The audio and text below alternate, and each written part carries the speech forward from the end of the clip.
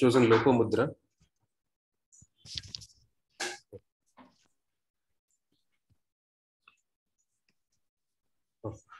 So Lopamudra was known as Kaushitaki or Varaprada, and she lived in the Rigvedic period, and she was the wife of sage Agastya, uh, the sage sent by Lord Shiva to South India to propagate yoga. She was the daughter of king of Vidarbha. Vidarbha is somewhere near Maharashtra region. Etymology is, so basically Agastya, he created Lopamudra as a young child by using the best parts of different animals and plants, by taking eyes of the deer, grace of the panther, slenderness of palm trees, fragrance of champak flower, softness of feather on a swan's neck. So the etymology is Lopa stands for loss that the animals had to suffer by giving their different parts, and the parts is mudras or beauties. So that's what Lopamudra stands for. Quick, quickly background of Lopamudra. So Sage Agastya had actually never thought of marriage, but once upon a time, he happened to see that his ancestors were suffering and were not able to enter heaven. The ancestors were suffering because Sage Agastya did not have any children, and there was no one to give tarpan or oblations for those ancestors, and that is why Sage Agastya he decided to look for a way to get progeny, and he heard that there is a king in Vidarbha who is also like issueless, and he is also doing tapasya for progeny. So Agastya went to the king of Vidarbha, and he created Lopamudra using the different parts of animals and plants, and he handed it over to King Vidarbha with the intention of marrying her once she becomes of marriageable age. So she grew up as a princess, and Agastya, once she was old enough, he asked for her hand to the king. But the king was initially reluctant because Agastya was an ascetic, and he did not probably have the means to handle the expenses and things like that, and also her comforts, given that she was living as a princess. But the princess herself was she displayed very high sense of discipline and character since childhood, and the king was also aware of this her unusual characteristics, even though she was born in a Kshatriya family. So finally, he agreed to get her married to Agastya.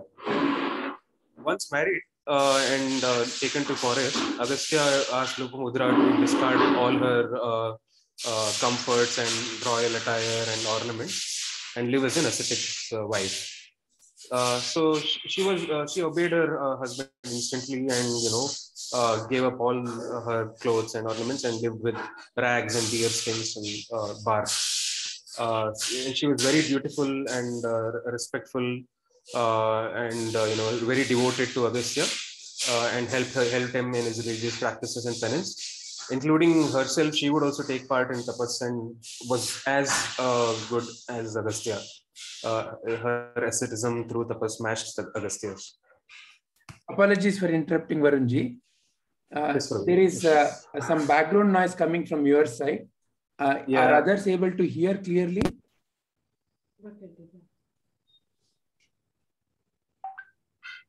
Yeah, of course, there's background noise, but it's okay. We can hear him very clearly. All right. Yeah. It's my maid. She's doing the cleaning of the floor. Yeah.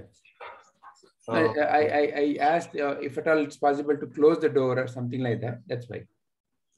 Okay. Like she's cleaning right here where I'm sitting. Okay. Sure. Yeah. Yeah. So continuing, so after marrying Lopamudra and bringing her to the hermitage where Agastya was living, Agastya lost himself in the austerities again. His main intention of marrying was to get a progeny and thereby save his ancestors. But apart from that, he was not very keen on household life or marital life. he would mostly spend his time in penance, and Lopamudra would be a dutiful wife. But after some time, she, however, got tired of his austerities and penances, and she started. She wrote a hymn in Rigveda, wherein she is reminding Agastya of his obligations to his wife and also like his household duties. Yeah, that's something that she's famous for. She's written one hymn and two verses as part of that hymn. Basically, after this hymn, Agastya realized his duties towards his wife, and he realized that he has to balance his domestic and ascetic life aspects equally. Yeah, they had a son called Dridasyu after that. So the conversation between Agastya and Lopamudra has been recorded in Rigveda, and it shows how the balance between material and spiritual duties should be managed by a grihastha. So that is something key in Hinduism, this aspect that grihasthas also can achieve enlightenment, and it's not only like somebody who's a who's given up everything. Coming to importance of Lopamudra, firstly, she's authored two verses in Rigveda, first canto, 179th hymn, and first verse in that, and second verse. So there are long dialogues between Agastya and Lopamudra, which reflects on the great intelligence and character of Lopamudra. She's always mentioned whenever there is reference to women who were epitomes of intelligence, goodness, servitude, and devotion. And in Rigveda, Agastya and Lopamudra are considered as mantra drashta, which means they were able to see the mantras, visualize the mantras. It would just come to them. She's also mentioned in Yajurveda, Brihad Devatakara, and in Agama Granthas.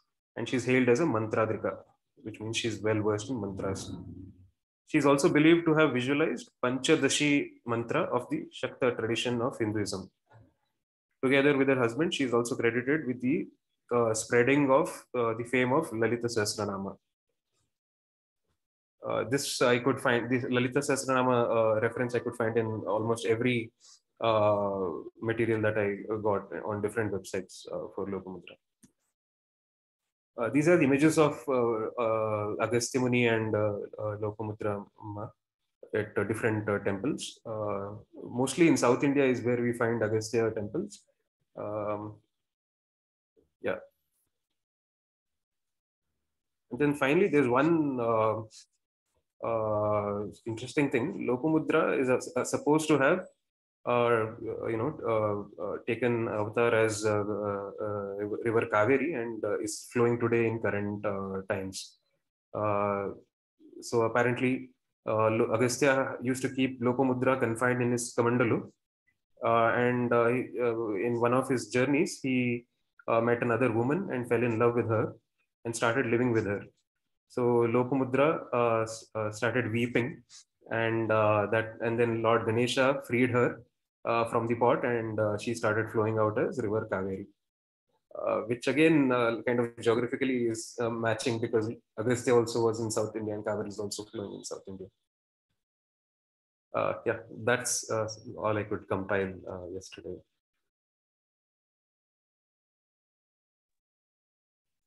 Thank you very much, Varunji. Very nice. So how do you see this applicable to our study circle, and also as far as application to life is concerned? Mainly around how to not neglect our duties towards parents or family or whatever it is when we are on the path of spirituality. Care needs to be given that these things are also taken care of, and these things are the stepping stones for us to succeed in spirituality as well. Excellent. Very nice. Do others have any questions or anything to ask or say? Just one point to say from my end, say, there is a temple in Ramnathapura also on Lopamudra. There's an entire temple, it's dedicated to her. You've been in Ramnathapura, right? Hassan district. Yeah. Excellent. And next to the Kaveri River, there's a temple dedicated to her. Okay. I think very nicely put PPT, very nice. Some of the things I didn't know about Lopamudra, so it was very nice to hear and gather information today through you. Thank you very much for all the effort. Varanji, it is very informative. Nice.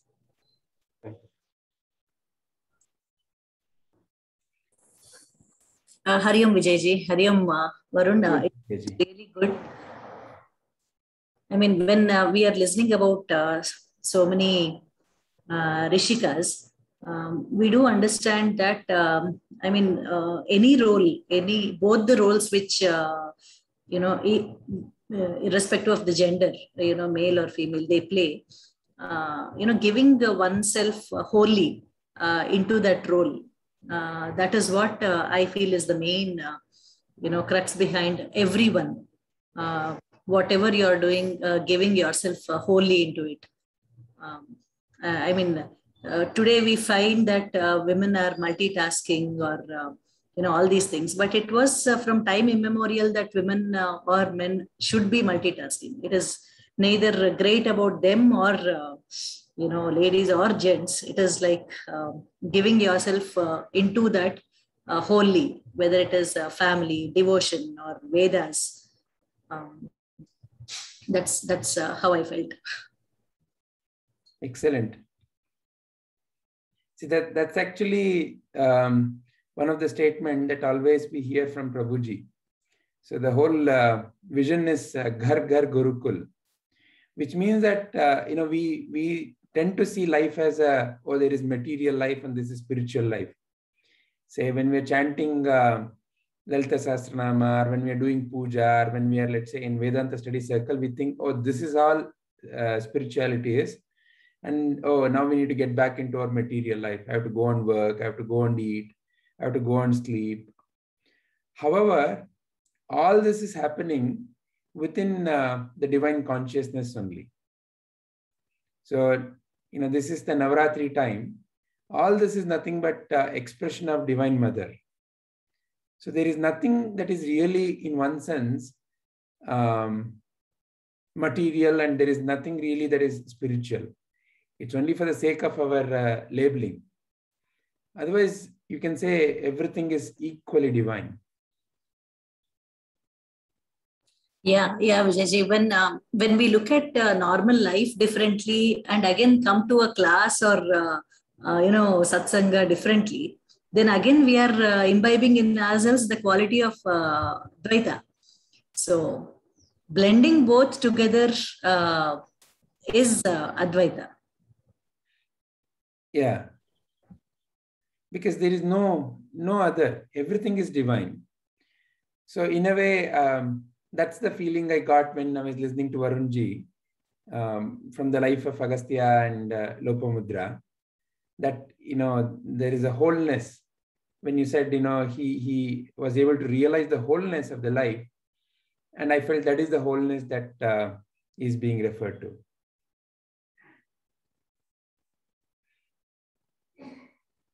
Thank you, Varunji. Shubhaji, is there something that you would like to share?